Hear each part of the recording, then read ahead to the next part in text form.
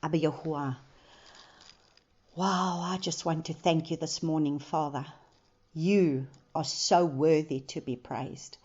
And this morning we are sending up a shout into heaven as we blew our shofars and sending out a shout to say hallelujah.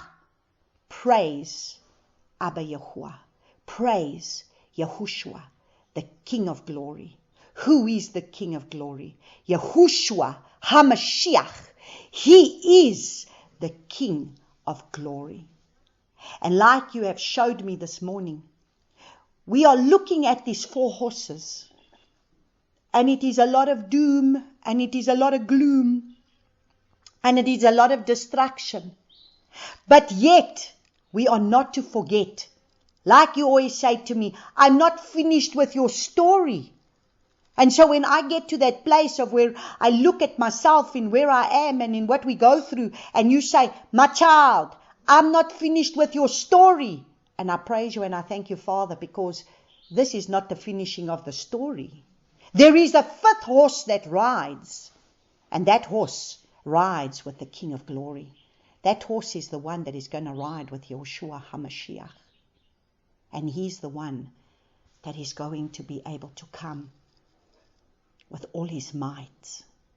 And then there will be a time of a millennial reign where we can finally reign and rule with our King. Because he is going to come for a people. He's going to come for a set apart people who have chosen to set themselves apart for him. And so, Abba Yahuwah, I just want to thank you. Because as we truly understand this pale horse, it truly is death and destruction.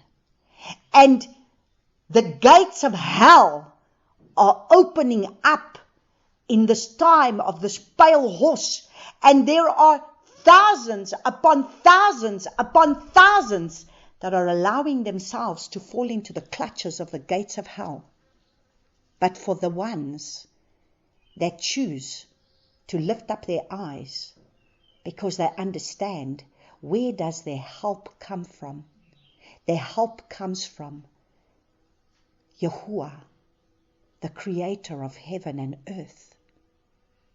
And they have chosen to humble themselves, to bow their knee, to understand that it's not by might, it's not by power, it's not by anything that we're going to do of our flesh, but it's when flesh is no longer on a throne, and when Yeshua is on the throne of our hearts, that those are the ones that he's going to come and gather from the 4 corners of the earth.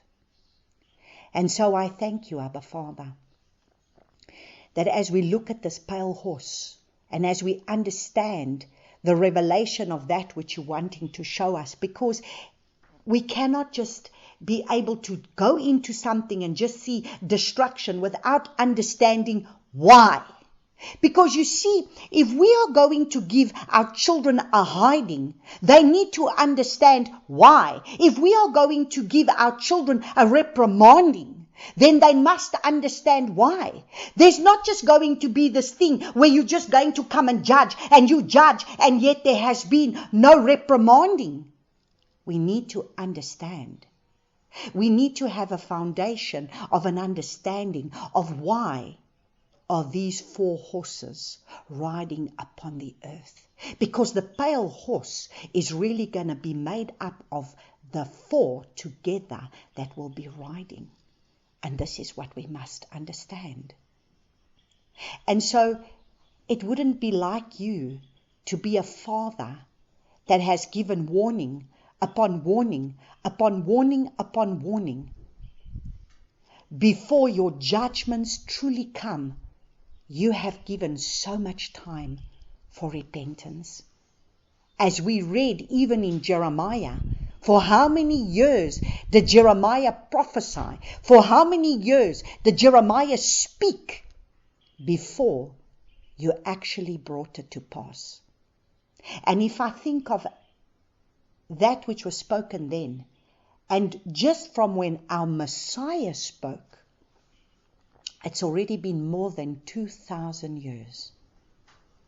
And yet, how patient you have been with your people to come to a place of turning back to you. And all we know is that time is coming to a close. It's coming to an end, where you have extended your scepter of mercy as you extended your scepter to Esther for her to be able to be heard. And you have extended your scepter to us for how long? Your scepter of love, of grace, and of mercy, and of peace. And yet, what have we done? What have we done, Abba Yahuwah? The only thing that I can do, my Father, is humble myself before you and repent and say, forgive us, Abba Father. Forgive us. Forgive us because we have not truly understood. We have not understood your plan. We have not understood what you've done. We have not understood what your plan has been from the beginning. We have not understood because religion has come to steal the truth of your word. But Abba, we are now in the end of days where the veil has been removed. And now that the veil has been removed, we will see and we will hear and we will do. And so I praise and I thank you, Abba Father. I thank you, my Father, because you are faithful. You are faithful and you are going to do a mighty work. Before it is all said and done, you are going to do a mighty work, because you will have a remnant in these last days. So for those that have ears, let them hear what the Ruach of Yahuwah is saying to his people.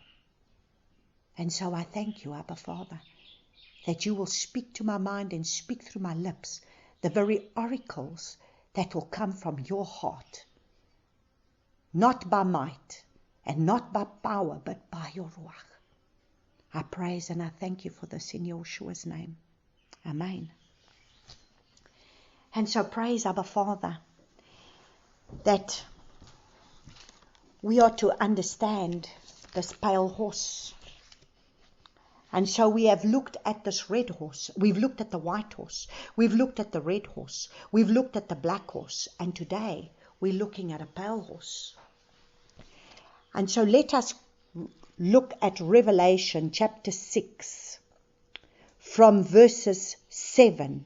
And it says, when he opened the fourth seal. Interesting how we're talking about the fourth seal and we are in the fourth month. We are in the time of the door being opened. So may Abba Yahuwah open up the mind of our understanding to let us understand this fourth seal, so that we may understand your heart and that which you're wanting to do in this time, to be able to open up our minds to understand this fourth seal, to understand your pattern, to understand your precepts, to understand how you go about doing things. Nothing has changed. You are the same yesterday, today, and forever. You do not change. Your patterns do not change. Yet we think that we can change you and put you into our mold and put you into our religious mindsets and systems. But you do not fit in that. You cannot put something that's round in a square hole. It's not going to fit, because it needs to fit perfectly. And your ways are perfect. And your ways are not our ways. And your mindsets are not our mindsets. But we are to humble ourselves and line up with you and your ways. And so you say, he opened the fourth seal. I heard the voice of the fourth living creature saying, come and see. Abba, may we come and see. Open up our eyes to see. And I looked and I saw a pale horse, and he who sat on it had the name Death and Sheol, followed with him. And authority was given to them. You see, this is the key. Authority was given to them. Who is the them? So you see, the pale horse is now the them. Because the pale horse is over a fourth of the earth to kill with the sword, with hunger, with death, by the beasts of the earth. So it's them. So you see, in this pale horse is going to ride together the sword, the pestilence, the famine, all rides together. That's going to bring those that are going to die and that are going to bring them down to Sheol. And then by the beasts of the earth. So what is this beasts of the earth? So we are going to have to look into this in detail. And so we're going to start by being able to look at a pale horse. So what is this color of this pale horse? So if we go look at this color of the pale horse, it's the color Kaloros. And that is a color that's like graying light green. It's almost like it's not a gray, it's not a green, it's a gray light green that almost looks like a yellowish, a pale yellowish color. It's actually the color of when one dies. They are not really gray, they're not really yellow, they're not really green. They are this in between, this graying light green kind of a color. So it is a color that is taken like when a wilting leaf is losing its color, that it goes this like a pale color. It's almost like the color that my lavenders were. My lavenders were this very, very like grayish, greeny color, pale color, because they were dying slowly. Death was upon them. And it is the color of basically, like I said, when a person dies, it's that color that's on them. And so what does this color emphasize? This color is emphasizing a depression. It emphasizes a negative atmosphere. So understand, when there's no life in you, when there's no life coming out of you, then what do you have? You have this negative look about you. And you have this depressive whole look about you. So instead of you shining forth a light, you are dull. You have this dullness about you. And there is a depression. And there is negativity that is there. And this is the color of what the world is going to be like in this time. Because understand, it is going to be a time of great destruction. Imagine where everywhere you're going to turn, there's going to be bodies that will be dead. We will not be able to bury the dead fast enough. Imagine when the Black Plague hit, that up to almost 200 million people died in the Black Plague. So understand how many people were dying. There were people dying in cities, left, right, and center. So it is extreme amount of death. And so there's going to be this depression. Well, how is there not depression? When war is there, when famine is there, when pestilence and disease is there. Now understand, all we've had was just a pestilence and a disease. And look at the depression that came upon people. And look at the negativity that was around people. And that was only one horse. So now imagine when you've got pestilence, disease, and you've got famine, all of it coming together. And so he says, it reflects, now listen to what it's reflecting.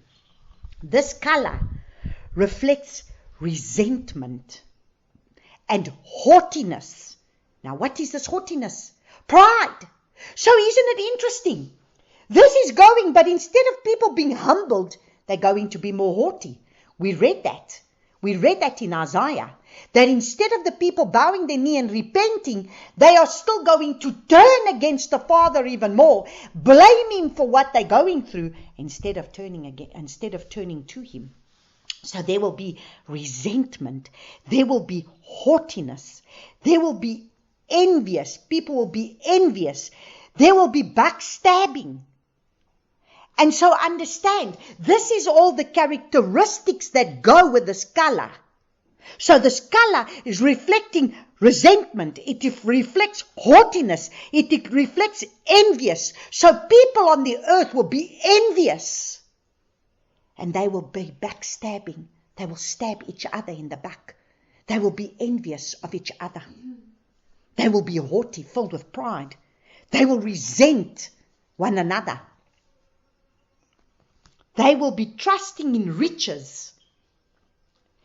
People will be trusting in their money and in their riches and not in Allure. They will be trusting in what they've acquired of this world and the riches that they've acquired of this world, and not put their trust and their faith in Allure. The pale horse shows the absence of the Ruach of Yahuwah. Because pride, haughtiness, all of these, backstabbing, envious, all of this are the characteristics of flesh.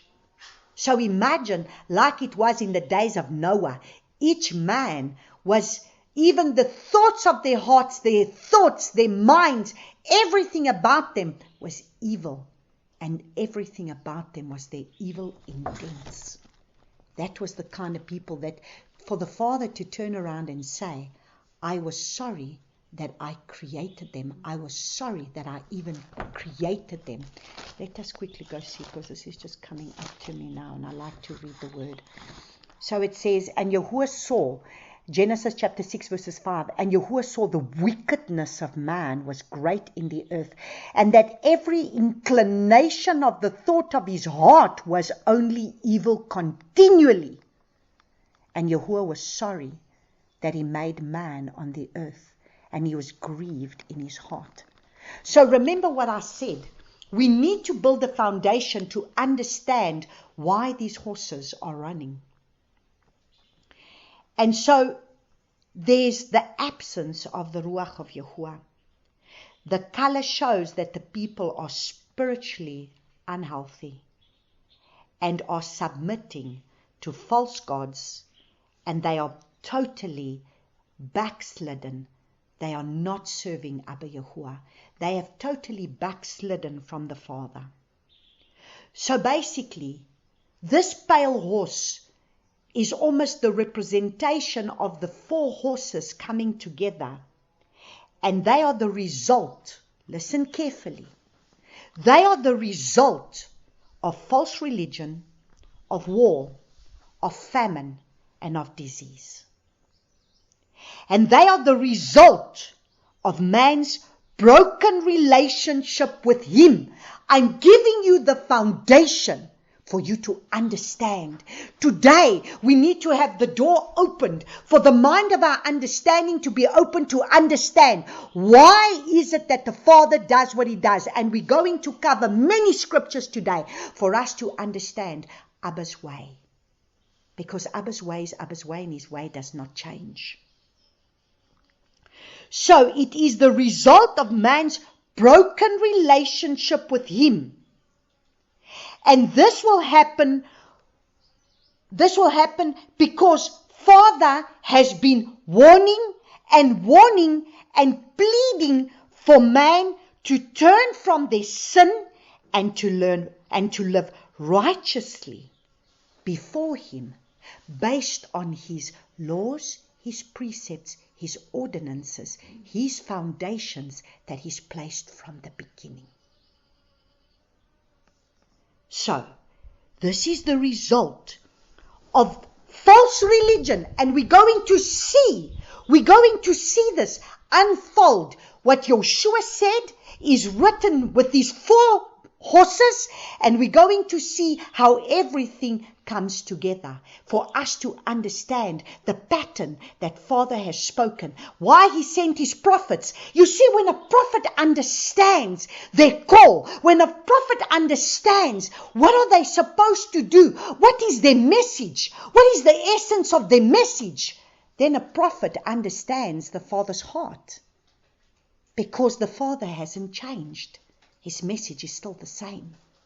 And His message is to be able to get the people back to the truth of His word, because they have put their faith and their trust in false religious systems, in false things of this world. They've turned to everything of this world, which is what we are understanding as we've been looking at Isaiah specifically, and even with Jeremiah. And then we understand why the Father brings this destruction. And so we are going to start by looking first. We're going to start with the renewed covenant, and we're going to end with the foundational covenant, because everybody always wants to speak about the New Testament. And they say, but it's the New Testament that we need to focus on. So let us go and start with our renewed covenant. And we are going to go to Romans chapter 1. Because this is the revelation that the Father was giving me this morning as I prayed, and I said, Father, all I know is that the Father has been speaking to me from when I did the black horse already on Thursday, that He's saying the pale horse is going to be made up of the 4 horses. So let us start in Romans chapter 1, and we are going to go deep in Romans chapter 1 from verse 16.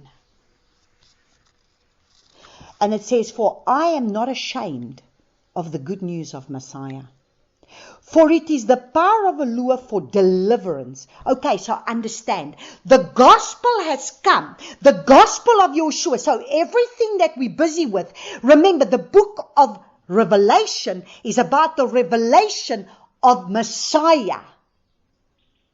So if we understand the revelation of Messiah, then we will understand this revelation doesn't need to be the destruction for us. If we are in the fullness of the revelation of Messiah, He is giving you the revelation of what is going to come. And therefore, it is a revelation for you to have your eyes opened, your ears open, to say, this is the warning that I'm giving you of what is coming. Now, you have either got a choice to receive it, and you're going to be part of it, or you are not. The choice is yours. You're either going to be part of those that are going to die, or you are not. But if you're going to die, then let it be the death for your faith, which we will look at next week. And so he turns around and he says, for I am not ashamed of the good news of Messiah, for it is the power of Elohim for deliverance. So what is that deliverance? That deliverance is soteria. Soteria. And this is deliverance, preservation, safety, salvation, deliverance. Now listen to this. Listen to this. Listen to this, that you can understand. It's the deliverance from the molestation of our enemies. So our enemies come and molest us. So when a child is molested, when we are molested, it is without our consent. It comes to molest us. So the enemy wants to molest us without our consent. But Yahushua has come to be able to deliver us so that the enemy doesn't need to molest us anymore. It is a place of safety. Deliverance is safety. It has benefits. It has blessings. It rescues and it brings health. Wow. That is the deliverance. And it comes from the root word soter. And soter is the word for savior, deliverer, preserver. And so therefore, There is a Savior, there is a deliverer, there is a preserver. And He's the one who has been able to bring the deliverance to everyone who believes. To the Yehudi first. So you see, He came to His covenant people first, and also to the Greek. So also for the Gentile. For in it the righteousness of Yahuwah is revealed from the belief to belief. Wow. So for in it,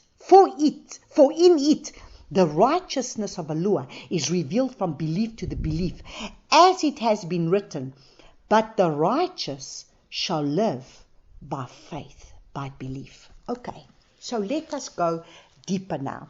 Again, we're going to cover righteous. What is righteous? Observing divine laws, upright, righteous, virtuous, keeping the commands of Yahuwah, guiltless, whose way, a person who is guiltless is a person whose way of thinking, feeling, acting is wholly conformed to the will of Yahuwah. So do you see? It's one who is totally and utterly submitted and surrendered to the Father in spirit and in truth. So they are not only submitted in His law, but they are submitted in following His spoken word to them. Remember when He says, many will come in that day and they will say that they have committed, that Yeshua, we've cast out demons in your name, we've prophesied in your name. He says, depart from me, you children of iniquity. You practiced lawlessness. You didn't do the will of my Father. Matthew chapter 7. Let us quickly read there. Matthew chapter 7, because we didn't do the will of the Father. Let's see. Not everyone who says to me, Matthew chapter 7 verses 21, not everyone who says to me, Master, Master, shall enter into the reigns of the heavens, but he who is doing the desire of my Father in the heavens. So are we totally conformed to the will of Yahuwah? Which means we obey His written word, His spoken word. Approved of the acceptable, they are approved and acceptable of Yah. This is all righteousness, equitable, innocent, holy, and just. Now what is that belief? But the righteous shall live by belief. Belief is the word pistis, and it comes from the root word pitho, which means to strive to please Abba. It's to strive to please Him. Not to strive to please yourself, but to strive to please Him. To believe, to be steadfast, to have faith, to be persuaded of something. So I am persuaded in His way, and therefore I surrender and submit to Him. I listen to, I obey, I yield, I comply with, I trust in, I have confidence in. To be confident, to agree, to assure, to trust, to yield oneself fully. So if we say that we have faith, that is what we do. This is all that we do. We strive to please the One. We strive to please Abba Yahuwah. So faith is not just the thing that we're going to do like I have faith in faith. I have faith and I walk out my faith. Walk out your faith. So he says in verse 18, for the wrath, okay, so this is what we're going to look at now. For us to understand why is he bringing these horses. For the wrath of Yahuwah is revealed from heaven against all wickedness and unrighteousness of men who suppress the truth in unrighteousness. So do you understand? It's the failure to adhere to the moral principles of Abba Yahuwah's way, of Abba Yahuwah's laws. So understand, the Father is going to bring His wrath upon the wicked and those who are unrighteous, who are suppressing the truth. So you see, what does religion do? Religion comes and suppresses the truth, because the truth sets people free. And now people are bound because they have not received the truth. And this is what we're going to understand. All four horses are going to be able to show us that it's going to be the breakdown of religion. It's religion, it's war, it's famine, and it's pestilence and disease. Because that which is known of Eloah is manifest among them. For Eloah has manifested it to them. For since the creation of the world, his invisible qualities have been clearly seen, being understood from what has been made, both his everlasting power and mightiness, for them to be without excuse. So do you understand? His mightiness and his power and his everlasting qualities, who he is going to be able to be without excuse for any person on the earth. You will have no excuse when you stand before a mighty owl. There's no excuse. There's no excuse. Because although they knew, now listen to what he says in verse 21. Now I want you to understand, this is what he's speaking to the people right now, and this is why these horses, remember, I am laying a foundation for you to understand. We can't just have judgment without understanding the foundation. Listen to what he says, because although they knew Eloah, they did not esteem him. They did not esteem him. What does it mean to esteem him? It means doxazo, G1392, which means we did not praise him, we did not magnify him, we did not celebrate, we did not honor, we did not hold in honor, we did not glorify, we did not clothe him with splendor. To cause the dignity and the wrath of some person or thing to become manifested and acknowledged. So understand, we did not give him, he says, they have not given him the praise, the magnifying. We're not magnifying him. So what did we magnify at the time of this disease? We magnified what? A cure for it? Or did we magnify the Father to say, he's above this disease? To who are we going to bow to? Are we going to bow to something that they're going to give us in our arm? What are we going to bow to? You know, let me tell you something. Yesterday, if I needed to see the reality of this thing in my face, I saw it.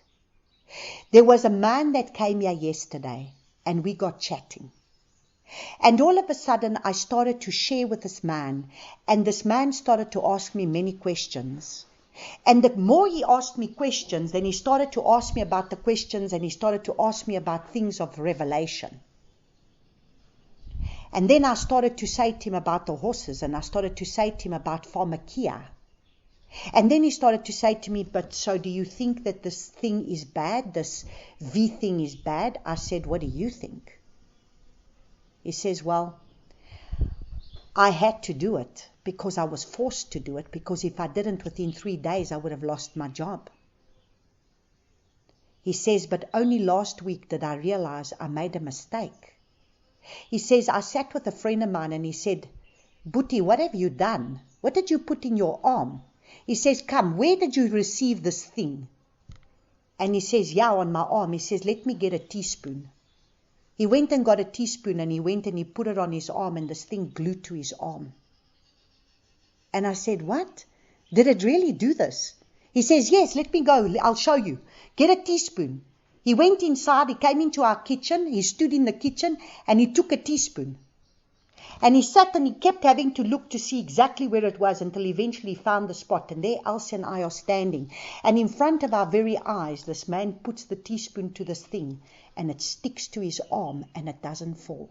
And I think, no. Abba Yahuwah, have mercy. Have mercy. And he says, I've been marked. I have been marked. And so that is why I'm saying, who did we turn to? Who did we put our trust and our faith in? Who have we turned to? Now he's a believer, believes in the Messiah. And I asked him the question, did you pray before you did it? No. I said, so you see, what does it say? In the time of these last days, what is this pale horse? There will be the absence of the Ruach. Because we will be a people that will not be able, we will be spiritually unhealthy. Why? Because we are backslidden. We are backslidden. We no longer focus and look to the Father as the source of our lives. We will be totally backslidden. And I could see the horror of this man's face when I said to him, but what do you think you've done? And this man was in horror when I said to him, but this is the pharmakia. And I explained to him, this is the serpent seed that has been put within you. I said, now how do you get this out? How does he get something out that is put in? And this is the reality of what is there. And so we did not esteem him, it says. We did not esteem him. And the Lord, we did not esteem, so we are in Romans chapter 21, Romans chapter 1, verse 21. And it says, we did not esteem him as a Lord. Nor, so we didn't give him honor, give him praise, seek him above everything. We exalted the problem above exalting him.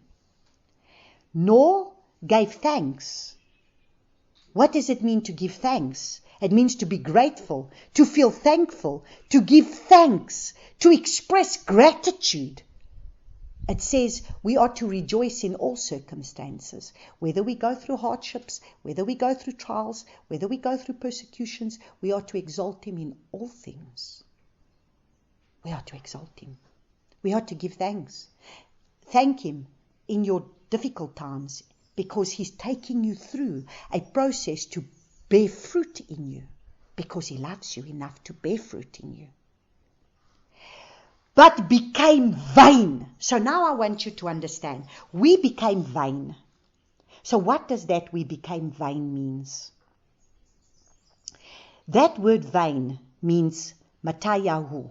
Matayahu. And it's to make empty. We became foolish. We became morally wicked. Especially idolatrous. We became vain, and this is the problem.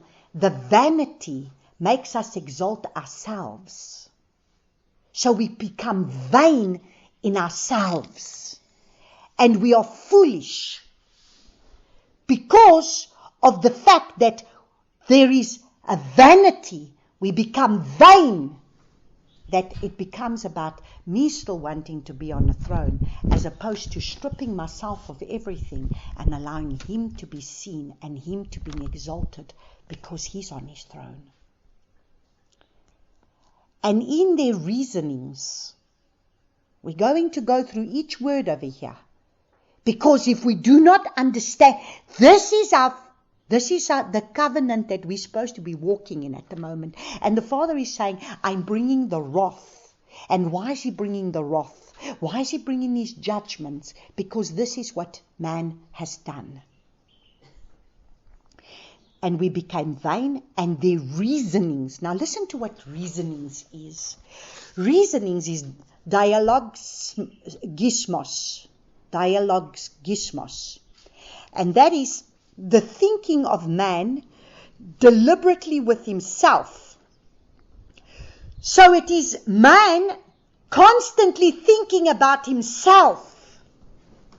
It is a thought. It is the inward reasoning. We reason within ourselves. So we reason the Father out of the picture. So instead of us putting our trust in our faith in the Father and in what the Father can do, we reason him out of everything. We deliberately question what is the truth.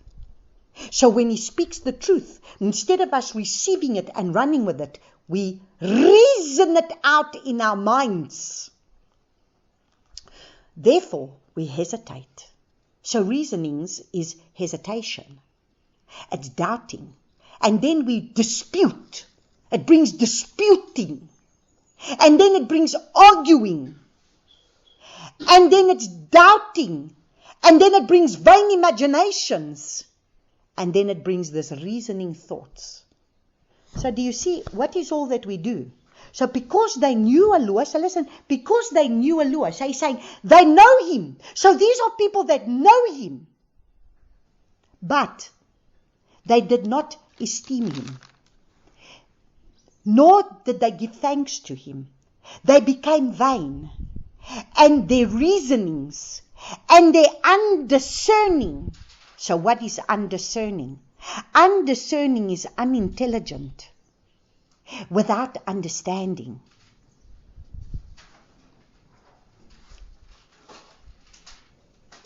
So what happens is they are unintelligent. So let's see, what did this very virus want to do to us?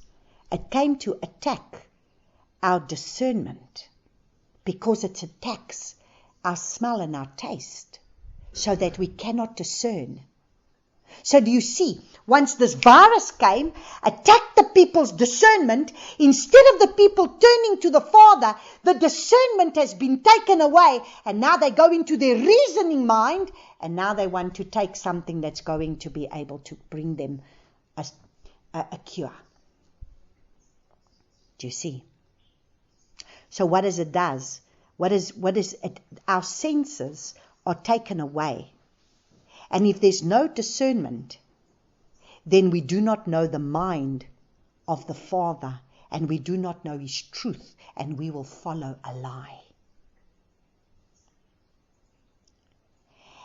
And then he says, and their undiscerning heart. So listen to what happens. It's their undiscerning heart. So they're discerning in their mind, their will, and their emotions, in their thoughts and in their feelings, becomes altered. Because there's no longer an understanding. Because it's been numbed by what they see happening around them. And they don't look to the Father. And look and see, their undiscerning heart was darkened. So do you see? Then this darkness starts to come upon the people. And then what do? They start to stress.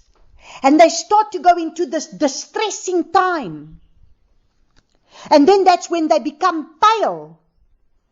Because that's when they start to be able to become arrogant in their own way. Because then they do their own thing. And then they start to trust in what they shouldn't trust in. They trust in their riches, or they trust in a cure, in a thing that's been given to them, in pharmaceutical things that's been given to them. Because why? Everything of what we've done, we did not know, even though we knew Allure, we did not esteem him. We did not give thanks to him. We became vain. We became reasoning in our mind. We were undiscerning, and our heart was darkened. Claiming to be wise, they became fools. So do you see? So what is happening to the people of the world and to the believers in a church? They claim to be wise, but they have become fools. And they changed their esteem of the incorruptible Allure. So listen to what they did. They changed the glory of the incorruptible Allure into the likeness of an image of corruptible man, and of birds, and of four-legged beasts, and of reptiles. So now we are turning to the reptilian things that this reptilian breed of people want to give us, to put our trust and faith in scientists and doctors and everything else, as opposed to looking to the Father. And so we're going to put our trust and our faith into the economists and to all these people with all these money things that it's going to be for the world and all these systems of the world, as opposed to us putting our trust and our faith in our Father. Therefore, Allure gave them up to uncleanness. So listen, who gives them up? Who hands them over? I will hand them over to Hasatan, so that their flesh will be destroyed, but their soul will be saved at the day of Yahuwah. Therefore, Eloah gave them up to the uncleanness in the lust of their flesh. So what is the uncleanness? The uncleanness is a moral sense, the impurity of lustful, luxurious, profligate living, so living above the standards, above the means, which means recklessly extravagant, wasteful in the use of the resources that the Father gives them. So the Father gives them resources, and instead of them using the resources for His kingdom and for His glory, they use it for extravagance. Recklessly wasting your money on extravagant luxury. They waste money in being extravagant. And this, listen to this, this is associated with drunkenness. Because you become drunkard by lasciviousness. And that's why I say we have to work through these things a step at a time, because when you work through these things a step at a time, you realize from where you have fallen. You realize where you have fallen from.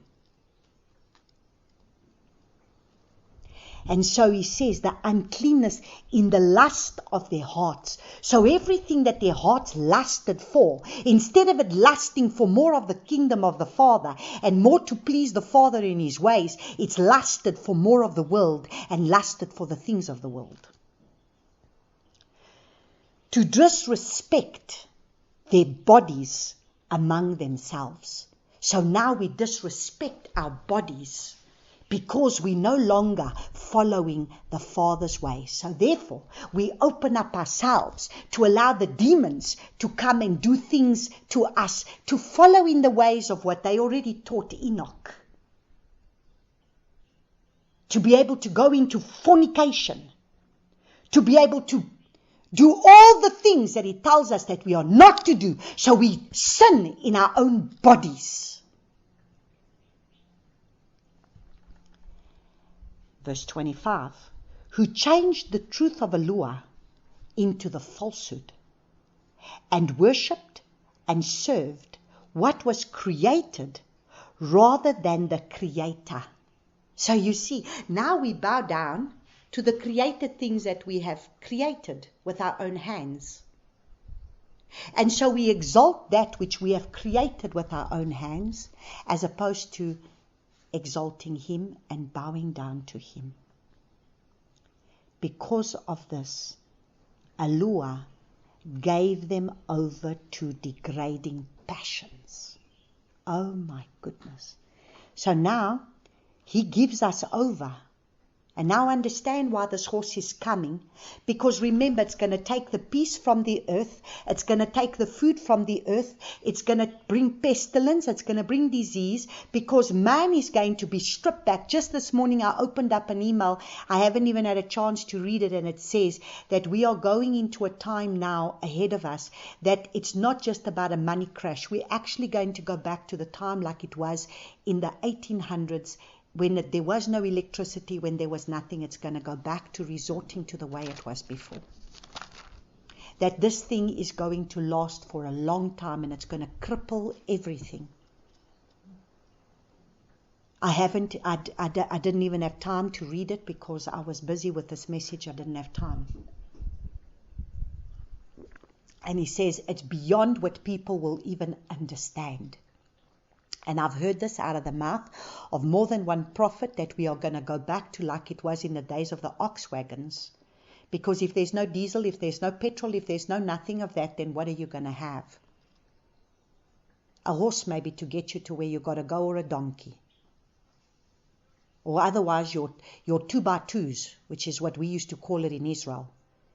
Because the only thing we had in Israel were 2x2s, because we certainly didn't have a car there.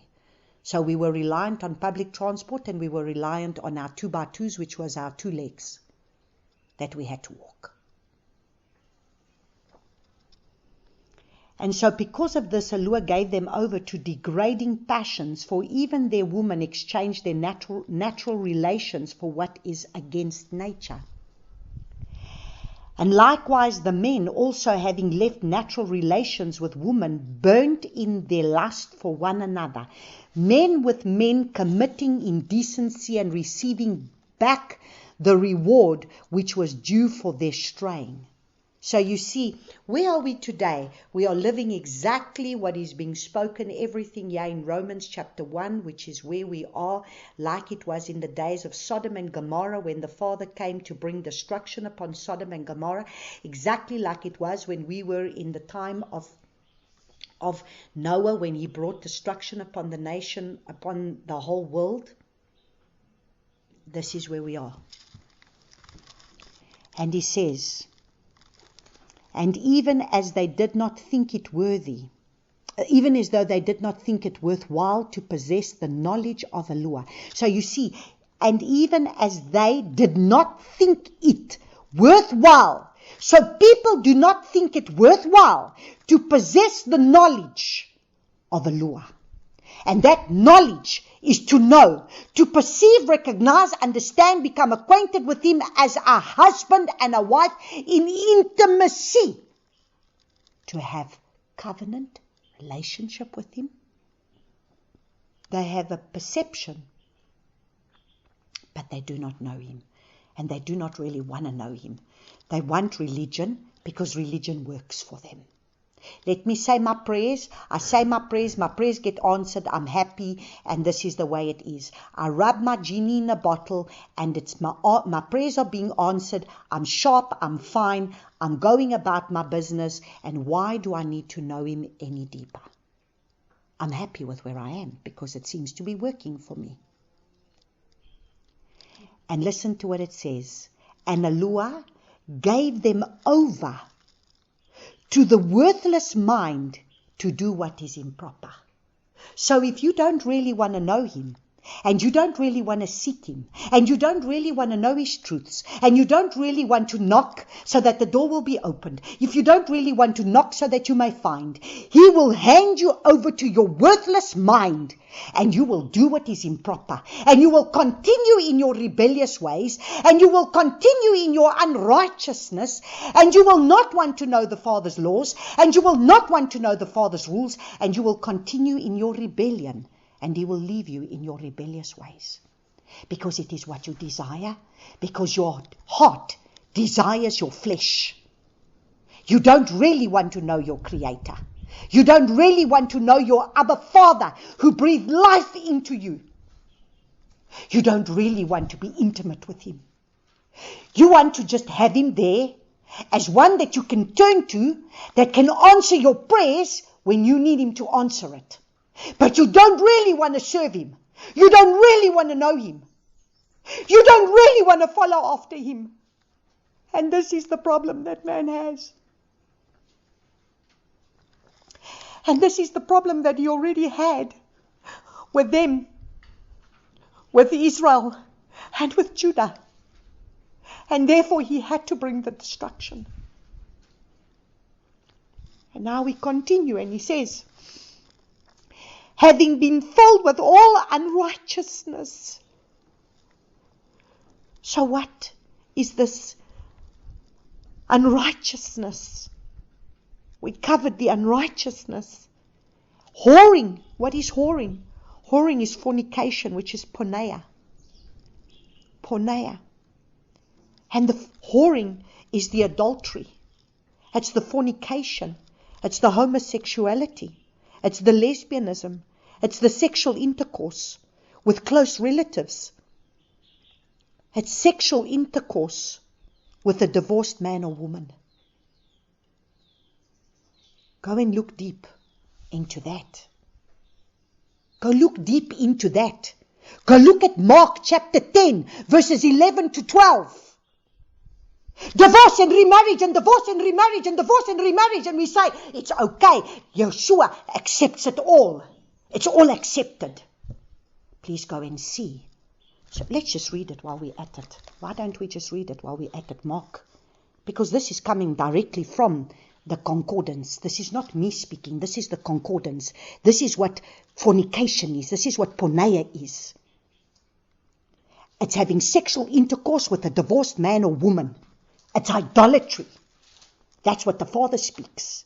But we don't want to hear these things because we want to have our own religion. We want to make our own religious ways. Listen to what he says in Mark chapter 10, verses 11 to 12. And he said to them, whoever puts away his wife and marries another commits adultery against her. And if he marries a woman, and if a woman puts away her husband and marries another, she commits adultery. This is what Yeshua speaks. This is not what I speak. This is what he speaks in his word. And he says, I will hand you over to your fornication, because if this is what you want to do, continue in what you want to do, because there's no standard. So, because there's no standard, he came to up the standard. Yeshua says he came to up the stake.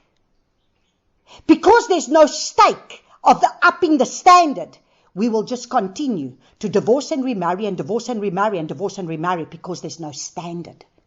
But Yeshua gave us a standard, but we don't want to accept the standard. Because the pastors and the preachers and the teachers and all these others have given you their standard.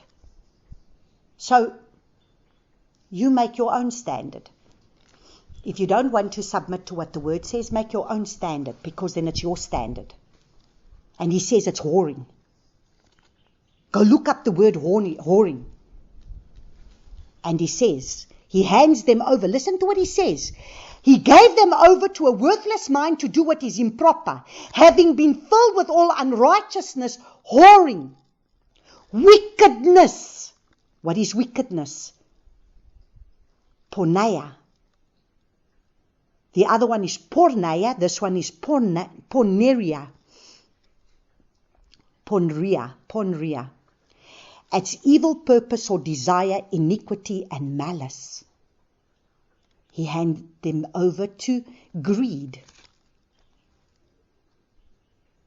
pleonexia, greedy desires to have more, especially what belongs to others.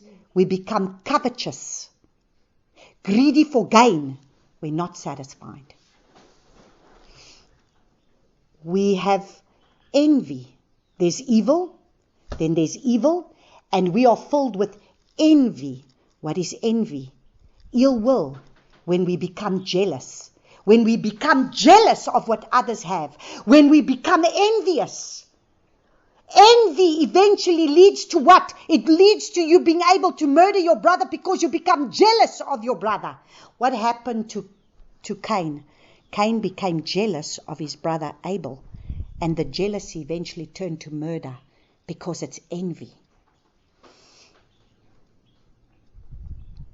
Fightings, because then we fight with each other. It's eris, contention, strife, wranglings, debate, quarreling. So then we contend with one another, we strife.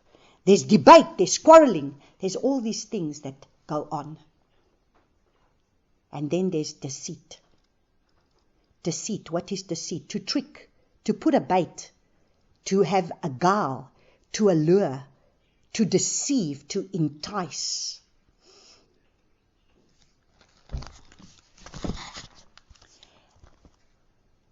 And then there is evil habits. What is evil habits? It's bad character, depravity of heart and life. It's malicious craftiness, mischievousness. And then there is the whisperer. The whisperer, a slanderer, a defamer, an evil speaker. And then there's insolent. They became slanderers, haters of allure, and they became insolent. What is insolent? It's despiteful, uplifted with pride, heaps insulting language upon others, or does them a harmful act of wrong, an insulter.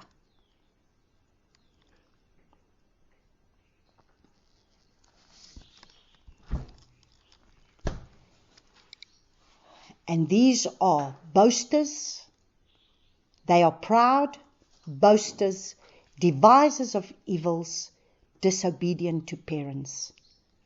And they are without discernment, covenant breakers. So what are we today? What is the church today? Covenant breakers. They pride themselves that they've received Yeshua, who came to bring us back into covenant with the Father, to keep his covenant, but they are covenant breakers.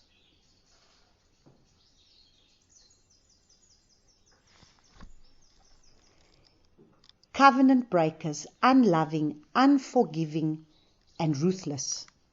Ruthless is unmerciful. They show no mercy to people. So people repent, people ask them for forgiveness, people ask them to forgive them, but they are ruthless because they're unmerciful. They do not want to forgive the person. Who, though they know the righteousness of Elohim, now listen carefully. Listen to what he says. So though they know the righteousness of Elohim, that those who practice such deserve death, not only do the same, but also approve of those who practice them. So they don't only do the same, but they also approve those. So we'll all sit together and we will approve those that are practicing and carrying on with these things. Because it is okay, this is what is being done in the world, and this is what's being done in the church, and we sit together and it's one big happy family. And we can continue in our idolatrous ways. We can continue in all these ways, and it's okay. And now we understand why the Father says that he is going to be able to bring this destruction. And so today, I actually feel I'm going to stop here. I'm not going to continue, because this was to lay a foundation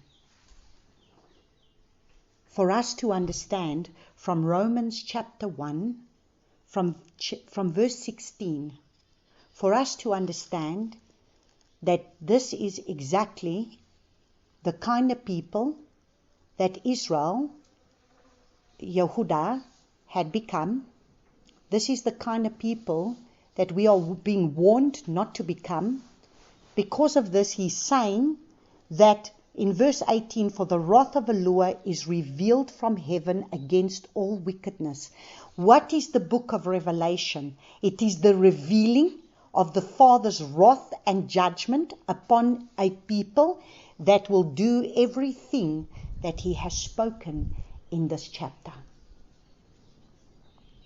And so do you understand? I want to stop here so that we can take time, because we are in this time of bearing fruit, so that we can work through this and we can go and see where these things are still relevant in our lives, as these things are very much still alive in our lives, so that we can, that's why that's why I said to you, when I was repenting for the new year, when we were entering into the new year, the Father had me looking at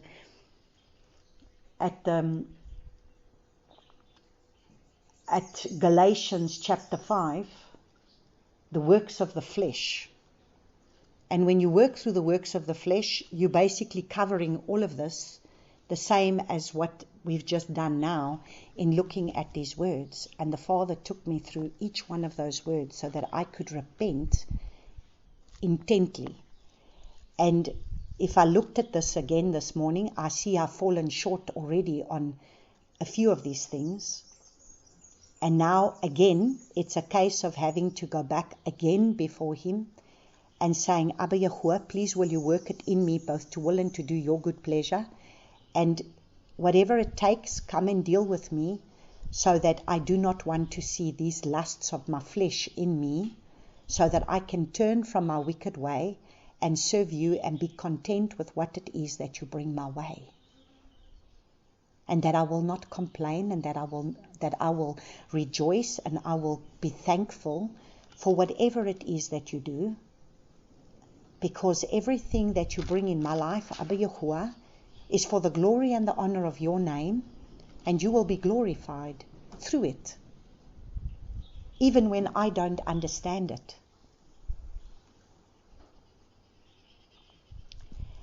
And so, Father really wanted me to be able to zone in on this today, because it's like I've said to you, we are going to have to cover intense things.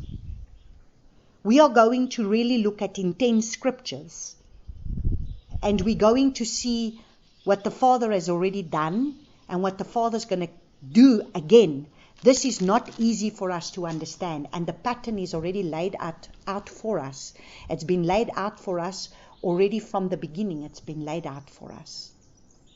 But it's like I said, if we do not have a foundation to understand why the Father brings his judgments and why the Father brings his wrath, then we are not those that can turn from our wicked ways, so that we may be able to learn from what is there, so that we do not continue in the wicked ways. Let's go look. I just feel I need to read 1 Corinthians chapter 10, and we can close off with this.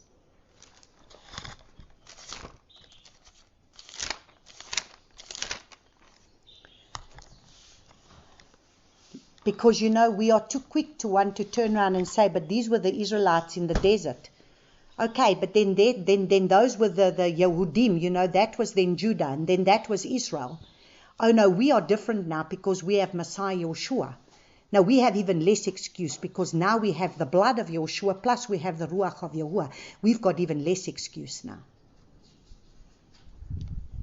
Now listen to what he says in 1 Corinthians chapter 10 from verse 1. For I do not wish you to be ignorant, brothers, that all our fathers were under the cloud, and all passed through the sea, and all were immersed into Moshe, in the cloud and in the sea, and all ate the same spiritual food, and all drank the same spiritual drink.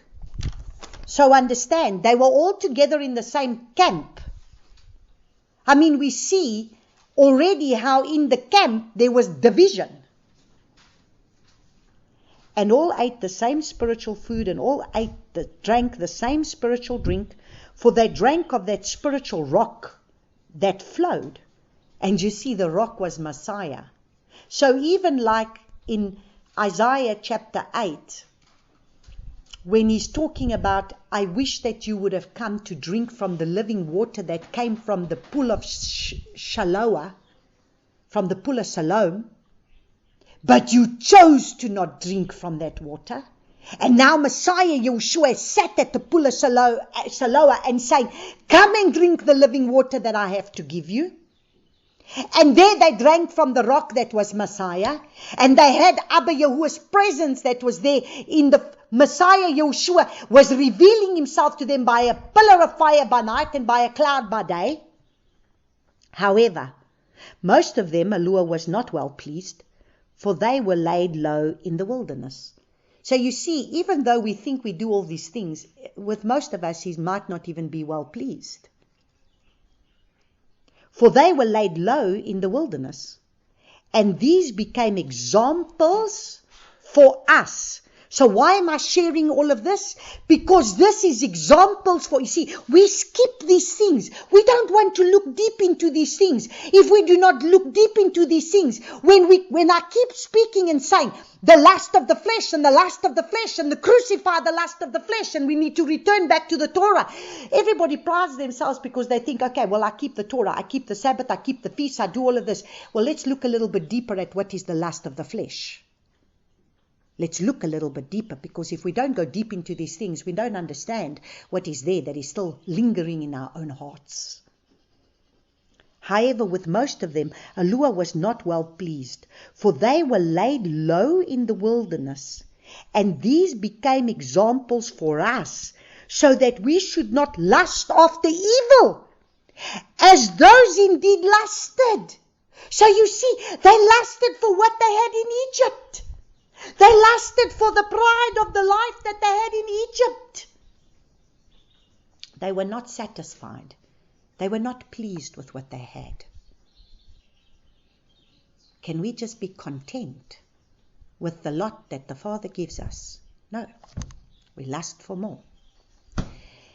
And do not become idolaters, as some of them, as it has been written. The people sat down to eat and to drink, and stood up to play. So you see, what did we read in Isaiah?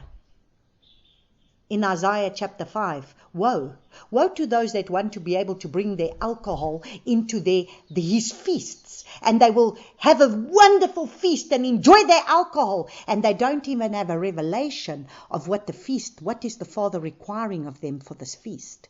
What is on the Father's heart for the feast that He's bringing about? Because we make it more about the play as about the Father's heart. Neither should we commit whoring, as some of them did, and in one day 23,000 fell. So the pattern hasn't changed. He was already judging them in the wilderness. The pattern hasn't changed. He was already judging from the time of Sodom and Gomorrah.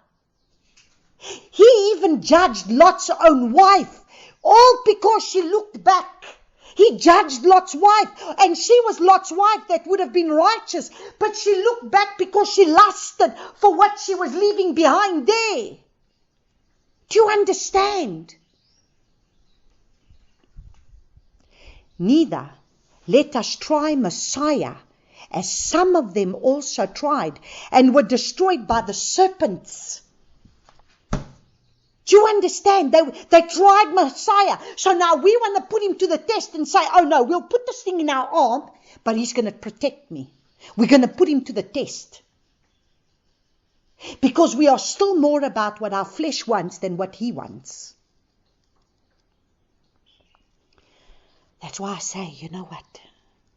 Father is having to speak a deep word to his people in the hour that we are in. Because I tell you now, if we do not get this right, we are not going to make what's coming. This is serious stuff. He didn't spare them. He didn't spare his own set apart Yehudah. He didn't spare them either. So what makes you think he's going to spare us? What makes you think? What you think we're more righteous than what they are? We commit the same sins that they did. We're no different. Neither grumble, as some of them also grumbled, and were destroyed by the destroyer. And this one, we grumble, we gripe, we moan, we complain. And this one over here, the Father has had to truly take me to task because of just the circumstances that I have found myself in the last 3 weeks. And then I keep saying, why, Father? I prayed, I did what you asked me to do. Why, Father? And this is why He's taking me to task. To say, you have to rejoice in all that I bring about your life. Because everything is for my glory. And even when your flesh doesn't like it, surrender to me. I go before you. I make a way for you. But you have to trust me.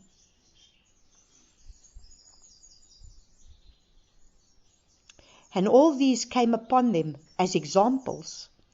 And they were written as warnings to us, on whom the end of the ages has come. So here we are. We are reading about this pale horse that is going to be the pestilence, disease. It's going to be the famine. It's going to be the death to 1/3 of the population that's going to die. It's going to be war. All of this coming upon us. And all of this was to be warnings for us, on whom the end of the ages has come. So that he who thinks he stands, let him take heed. So what does he say? When he says take heed, you better listen. You better take heed, lest he fall. You better understand. Don't be so smug in yourself thinking that you stand righteous because you can fall. That is why we need to be so humble before Him. That is why we need to constantly have our sin before us. If we don't have our sin before us, we're not going to make it. That's why He wants us to be weak in ourselves. In you are weak, but in Him you are strong. When you understand how weak you are, then you understand His strength. Because He says, no trial has overtaken you, except such as is common to man.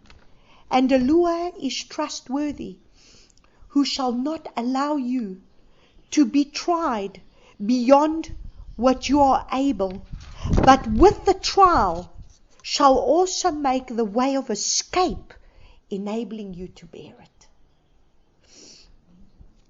And you're going to need to understand this, because we might not be spared. Because if we're going to continue with this, you are going to understand that the fifth seal is going to cause many that believe in Him that are going to be martyred for their faith.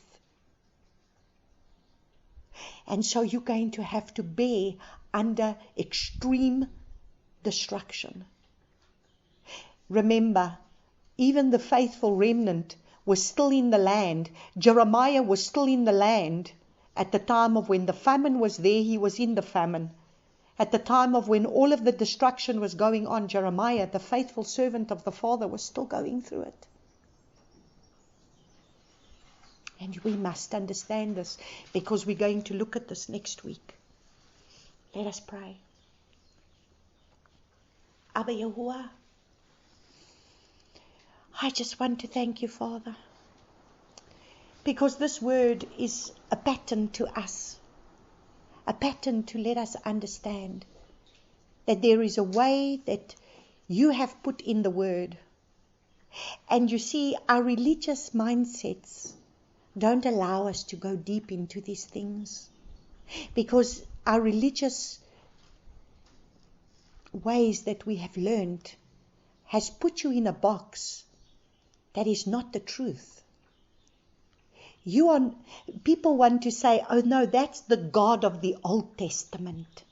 The God of the New Testament will not do that.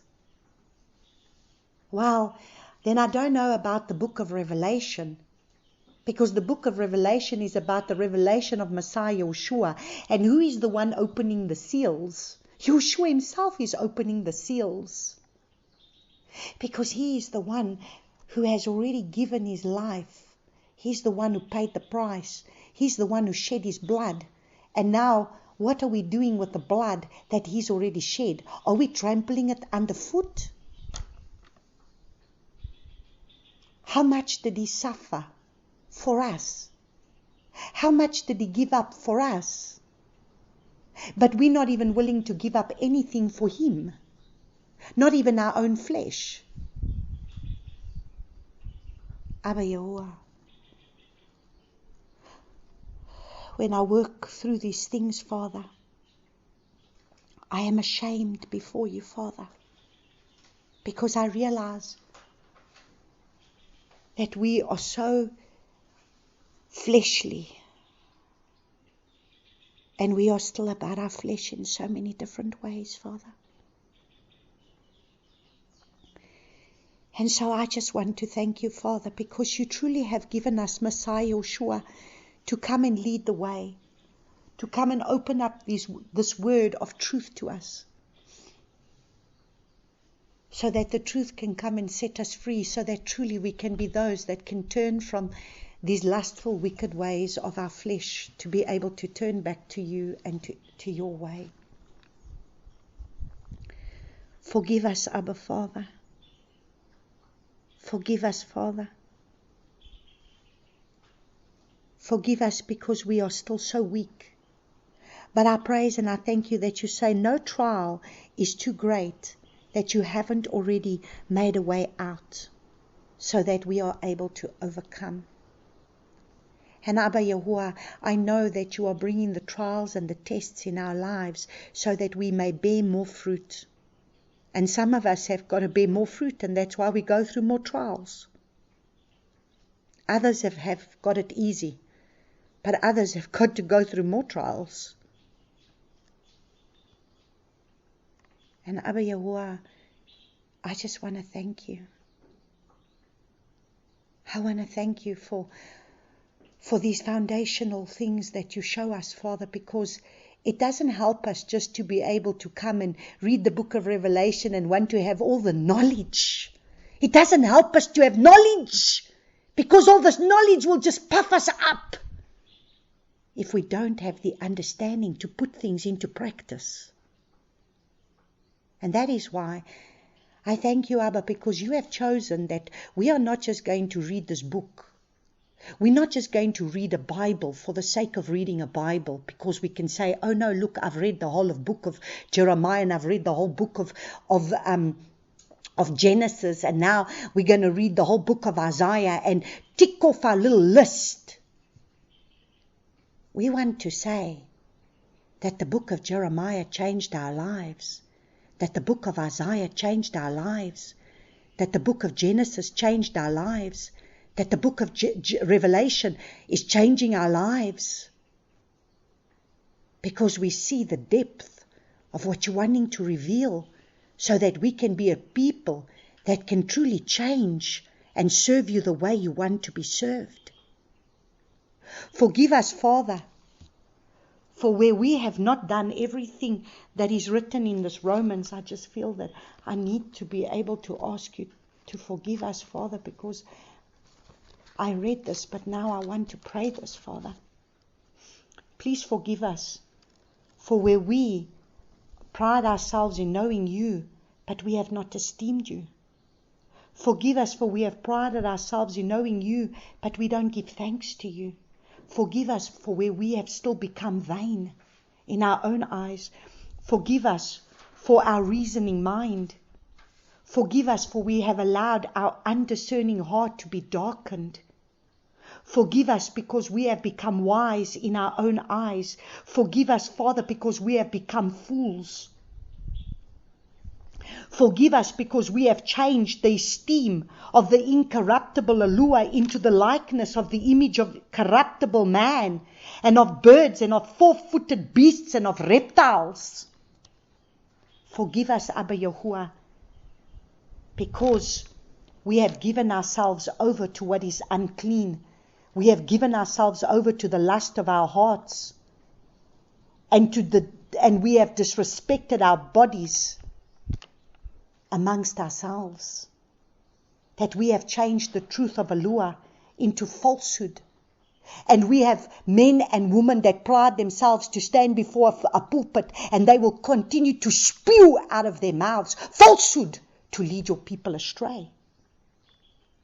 They will worship what is served and what is created rather than serving the Creator, who is blessed forever.